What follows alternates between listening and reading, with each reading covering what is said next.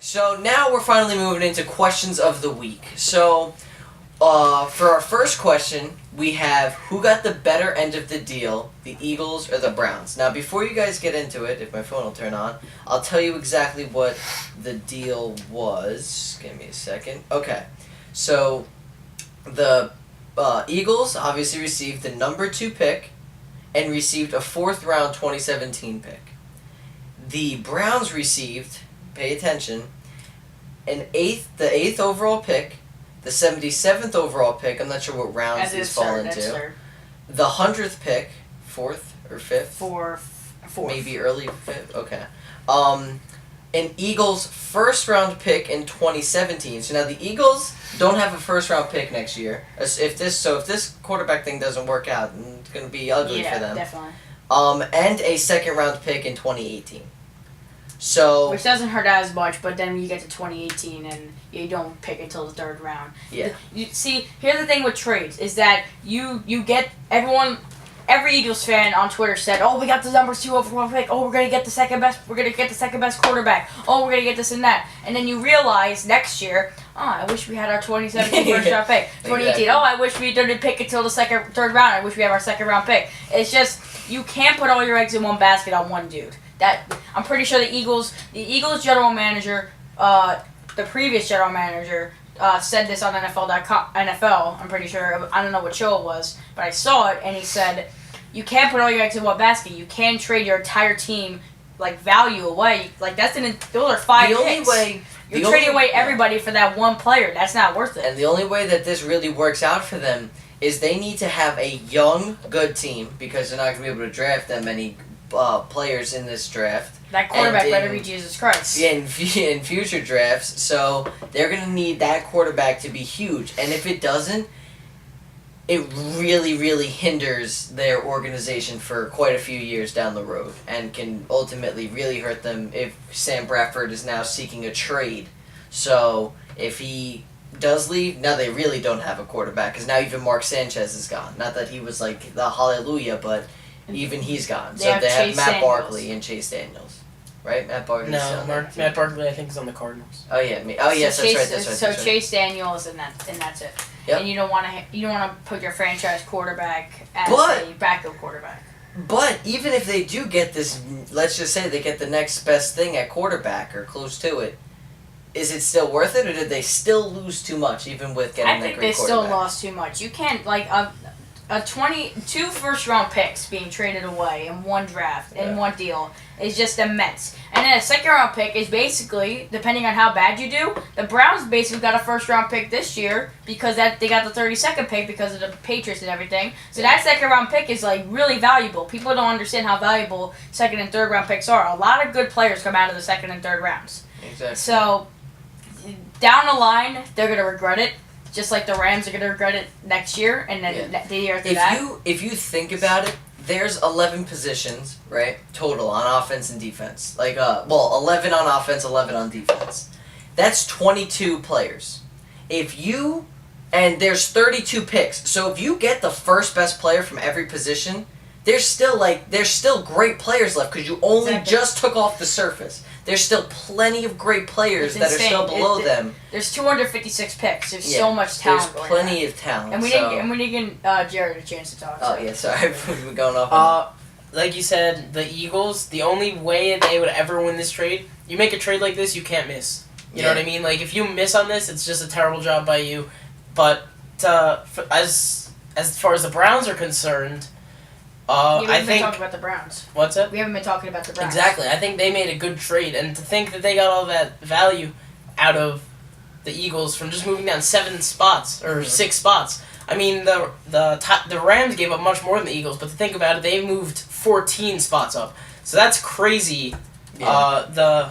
However many more picks they moved up than the Browns did, but I definitely think that the Browns got the better end of this deal for just 6 spots back in the day. I definitely think the Browns got the better end of the deal, but they do have to find a way to get a quarterback because they still don't have a quarterback. They have RG3. If they think RG3, because I don't believe in RG3 personally, but if they believe in him, then that's a great trade. If they don't, they have to find someone else. Okay. The next question we have, now that Josh Norman is a free agent. And what a crazy move that was. Yes. Yeah. What team is the best fit for him? And, like, what teams have the highest chance? Like, I know that, just to name a few, the 49ers have a lot of salary cap. The Redskins have already met with him. There's a lot of teams. The Panthers are still in the running. A lot of people don't know that even though they let go of his tag, like they didn't have a franchise tag on him anymore, they could still re-sign him, and it was done in 2009 to a Seahawks player. I don't remember what his name was, Okay. but he this was done not even too long ago, and it's just, so it can happen.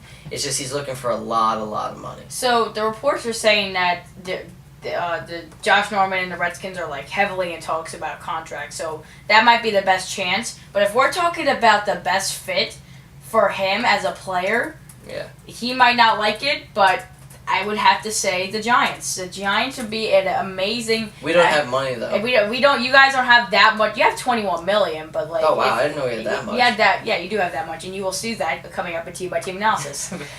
Josh Norman would be a great fit there. They don't have a. They only have Janoris Jenkins. They lost Princeton Mukamara. They have Rogers Cromartie, but he played phenomenal. he He's did. a Pro Bowler. Sorry, I forgot about him. But like, yeah, he was a Pro Bowler. But he is like a boomer bust type of player every single game with, getting, like, trying to go for all those interceptions. He would be a great fit there because Janoris Jenkins is, not the best cornerback in the world, but you guys paid him a lot. So he could take the slack off of Janoris Jenkins. Imagine him being in that defense. That defense would turn around so much because then like you always say, covered sacks. They would have so many covered sacks. It would be insane. Janoris Jenkins in the slot, Norman as your number one on the outside, and Rogers Cromartie. That would be insane. That would be the best secondary in the league by far. That would be the best fit in my mind.